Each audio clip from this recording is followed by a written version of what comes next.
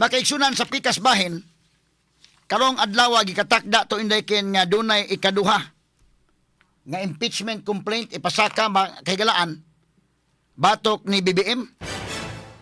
Ikaduha kini nga impeachment complaint gikatakdang ipasaka ni karon.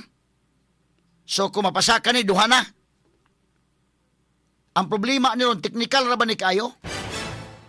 Ang first nga impeachment complaint gipasaka atong Lunes. Nya gi-endorse ra ba dayon day?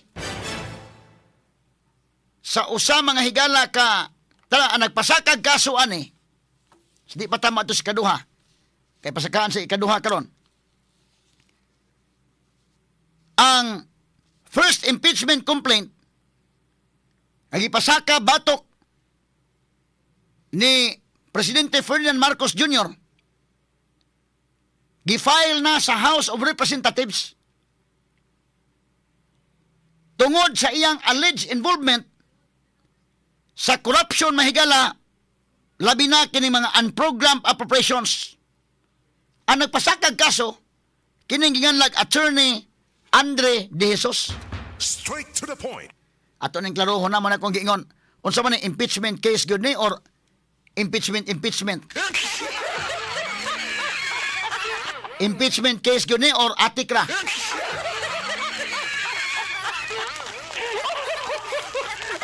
Unya karon ra bang karong adlaw day amo pasakag kaso kining bagong alyansang makabayan. Amo file og second impeachment case karong adlaw. Ang unang ni pasakag kaso kini sa Attorney Andre De Jesus. Nagsubmit siyang complaint nitong Lunes sa buntag didto mahigala sa House Secretary General Chiloy Garafil. Ang complaint gi-endorse dayon ni Deputy Minority Leader and Pusong Pinoy Party List Representative Journey Nisay. Mao mahigalay nag-endorse dayon. Unya ni ay mga pictures mahigala nga gidawat na kining mao mga dokumento. Ha? Mao ni mahigala oh. Kining pictures ako ipakita ninyo. Ug unya ang grounds. Dunay 6 grounds ni ining maong impeachment complaint. Kung imong tan-awon kini mga grounds, sakto ba yapon kini mga grounds? Ang problema ini kung ang defect ani. Insufficient in form o substance, diyan ang problema. O dunay mga bikil. Ang pangutana ini impeachment case nga gipasaka ni tinuod ka ni nga ang katuyuan gyud para dunay impeachment trial batok ni Marcos or gituyo ni for technicality purposes. Straight to the point. Kay ang rules mahigala nag-ingon man lang nga usarak impeachment ha. Og panalitan maigo na sa mahigala anang makonsider na sa nga na file na endorse na mga kagalaan wa na. Magpaabot ta sa kag another 1 year una pa mapasaka ang kaso og balik si BBM. Delikado ning mong impeachment complaint. Tan-awon nimo ang iyang grounds okay man. Okay ang grounds.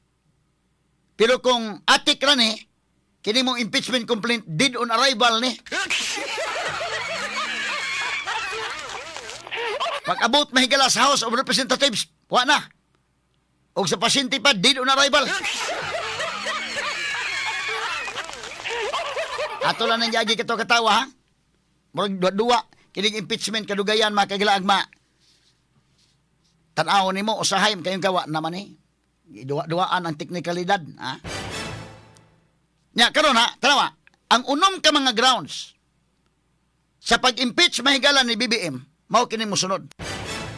Number 1, allegedly ordering and enabling the kidnapping and surrender of former President Rodrigo Duterte to the International Criminal Court. Straight to the point. Impeachable ba na? Yeah, impeachable. Kana, kung dili dipiktuso ang pagkahimo sa complaint, masige tuyo lang niya nga, tangi complaint siya, pero wala ito. Dipiktuso dito kayo dito mahigala ang unod. Ikaduha, nga ground, allegedly being a drug addict which he claimed impaired the president's judgment and leadership. Kining iyang pagka-drug addict, nga kini mga higala maoy makahinungdan nga dunay problema ang judgment sa lideratos presidente. Straight to the point. Ikatulo, alleged failure to veto unprogrammed appropriations and other unconstitutional provisions in the General Appropriations Act for 2023, 2024, 2025, and 2026. Straight to the point. Tanaw ni mo ang grounds, ha? Medyo, okay man po ng grounds. Ang panapumliwan na yung pagkahimo, lagi og solido ba ng pagkahimo? Gituyo ba paghimo aron nga mapindown si Marcos o gituyo paghimo o lingkawas Marcos? Ikaapat, allegedly benefiting from kickbacks linked to budget insertions and ghost flood control projects.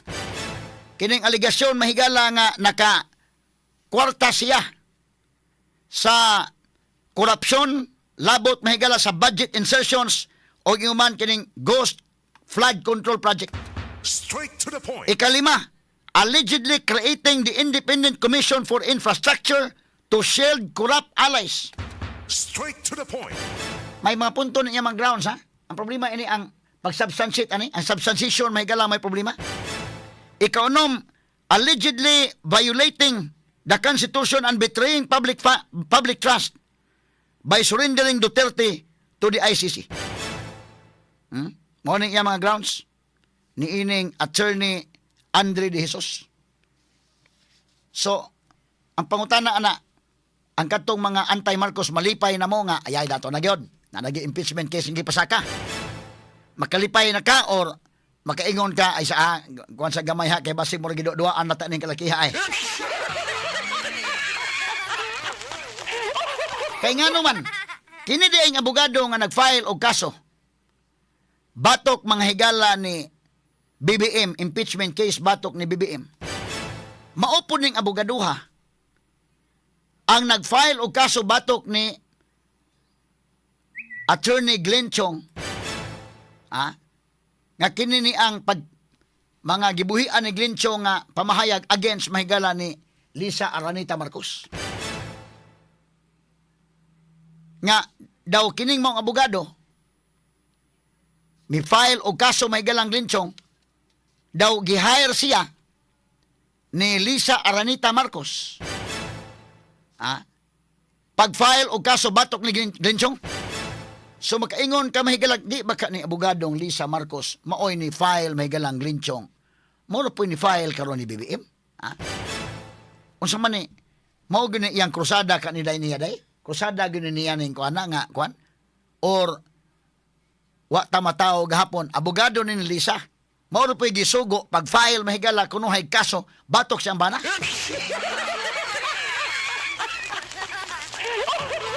Dili ka kana mo nahitabo. Kay dapig man siyang masabot man nato nga dapig sang Lisa atong kaso nga gipasaka batok ni Glenn Chong. Unya karon the same lawyer mo ni pasaka kasong BBM. Muna mga tao na kaingon ayay basig sud tas laang ining kalakiha.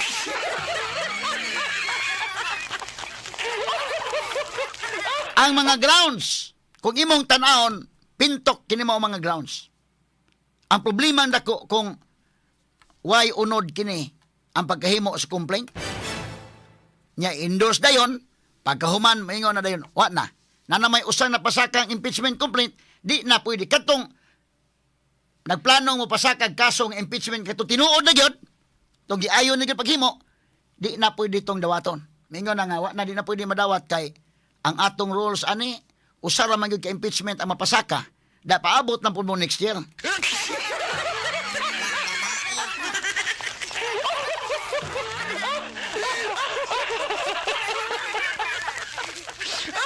Paabutan lang ninyo next year. Ini ka next year, lain na po yung pasaka kaso, paunhanayin ka sa pasaka kaso, di man ni unang nahitabo mga higala. Dili ni first time, ngayon aning panghitabo. Dunay nahitabo kanya to panahon ni Gloria Macapagal Arroyo. Nga, kada tuig filean ko to Gloria og kaso. Nga impeachment. Kay doon naman to i-file impeachment Gloria na. Gubot man to iyang panahon ni Gloria pod mga kagalaan, numdumo nga katong Hello Garcia scandal nga nang limbong dito siya mahigala pag eleksyon. Nakuha tong mga kinini ang report mahigala katong recorded, gi-wiretap dito mga sukiting paminaw. Nanawag sang Garciliano, hello Garci, dagdag bawas dito mahigala.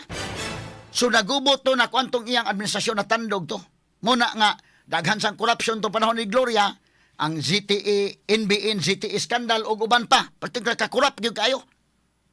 So munang pasakaan sa impeachment case, marukoy pod kayo. Kay dunay tao mga kagalaan ni Gloria, duna sa iyang abogado nga gisugo, nga marutoy tig-ihap mga kagalaan og maabot na 1 year, pasakaan day kaso si Gloria. Pagpasaka ang kaso, para lang pag-igo, para lang pag-meet sa technicality nga naay gipasakang kasong impeachment, wa na ilaing impeachment nga ipasaka. Kay usara may pwedeng ipasaka.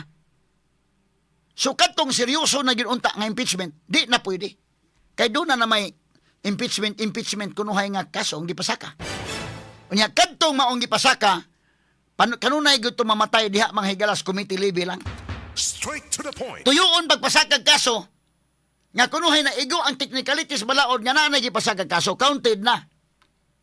Counted na. Magpaabot na lang po mo 1 year katong uban gustong pasakag kaso ayon na nang inyo kay diyan na may napasaka. Hotala ninyong 1 year. Ya kadtong gipasaka defective to, dismiss mingon niya oy. Nanay kasong gipasaka sa Gloria Macapagal Arroyo pero dismiss kay insufficient in form and substance. Wa gaba.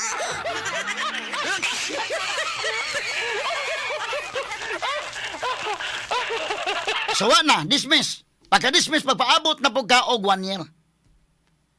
Paabot na po ka 1 year. Inigkaabot ng 1 year, na may nagatang, lalimang katong gisugo ni Gloria Macapagal Arroyo. Mga dlaon, mga higala dito sa House of Representatives. Mga dlaon dito, kay inig, oras doon, first hour in the morning. Nga mangabli ng opisina, file na yun.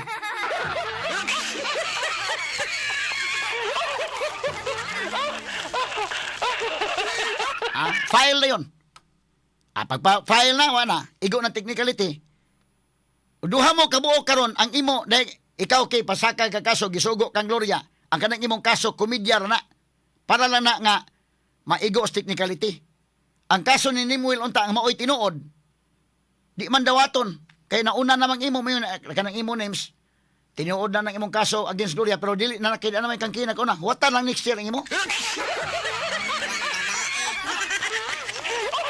Kung saan na pagka next year na po mahigalab, at nga naman sad, mga adlawon, kanang adlawa gyud nga, 1 year na, file na yun. Moto'y nahitabo panahon ni Gloria Macapagal Arroyo. Kada tuig, doon na gyud pasaka nga impeachment case, panahon ni Gloria Macapagal Arroyo.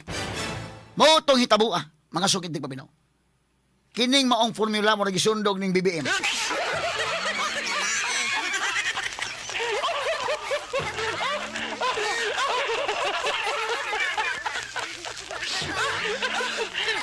Mo nang dili ka kumbensaan. Kay kining abogado nga nag-file og kaso karon malagmit sa iyang mga lihok. Sa iyang mga lihok, no? Kay nga iyang lihok kaniadto, siya may nagpasakag kasong glinchong nga kontra mahigalang Lisa Marcos. Unsa man to niya pagpasakag kasong glinchong? Gihire ba siya ni Lisa Marcos adto? Kapoy may po nang pagpasakag kaso og wa to siya i-hire. So, ang mga naminaw karon mingon, di problema wa to i-hire day oy. So gi-hire to siya, salaktod siya abogadong Lisa Marcos kung tinuod manggaling nga na-hire siya, abogado sa Lisa Marcos, siya ra pwede pasakag kaso sa bana ni Lisa Marcos.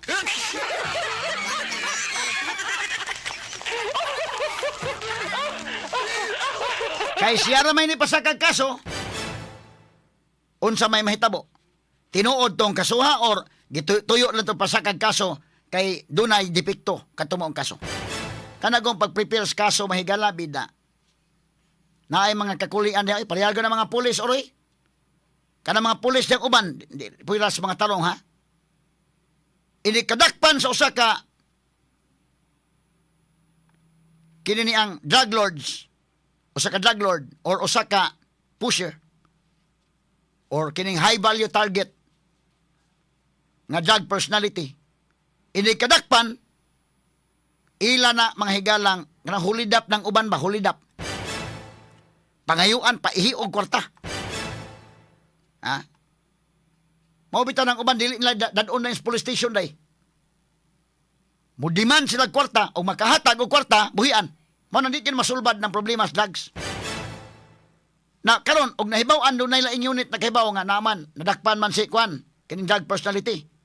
Papilion na dayon dito unsa may imong gusto ipasakang kaso. Kining kaso nga non-billable or kining hinahinayon na nato kining billable lang. Pero mo ni imong pangayoon.